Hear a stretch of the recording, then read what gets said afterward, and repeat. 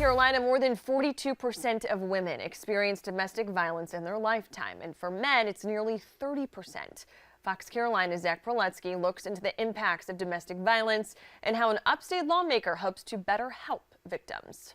At Meg's house in Greenwood, this undisclosed location is where victims of domestic violence can stay. Most people don't understand the traumatic effects of experiencing domestic violence. The nonprofit has received nearly 800 crisis calls so far this year. One of the most important things that individuals can do is believe her, support her, listen to her or him. Domestic violence can be found in different forms, but there are some common warning signs. Rush that person into a relationship very quickly and then isolating them from their family and friends, controlling who they talk to, controlling the finances.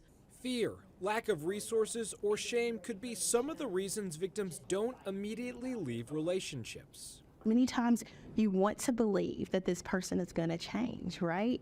And so it's okay, well, let me see what I can do differently, or how can I give this relationship, another chance. And for a while, sometimes it's okay. But get caught in what is called a cycle of violence. And then you'll find yourself back in the tension building stage, back in the explosion stage. In 2021, 57 people in South Carolina were killed in a domestic violence-related incident.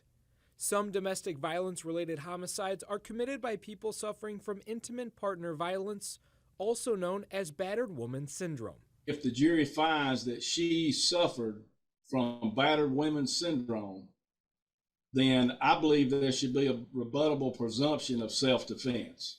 In South Carolina, evidence of battered woman syndrome or domestic violence can be brought up during a trial, but a jury can't use only that to find a person not guilty by self-defense.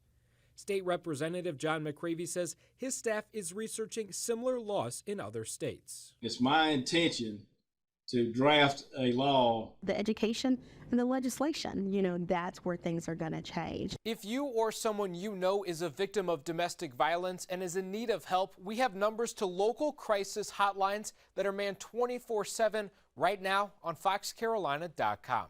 For now reporting, Zach Proletsky, Fox Carolina News. State Representative McCravy is working on this legislation in the aftermath of a case involving Greenwood County woman Tiffany Carroll. Now, Carroll stabbed her boyfriend William Johnson to death in 2017. Officials say she was in an abusive relationship. A clinical psychologist later diagnosed her with battered woman syndrome, and this month, McCravy filed a pardon application to get the mother of 5 out of jail.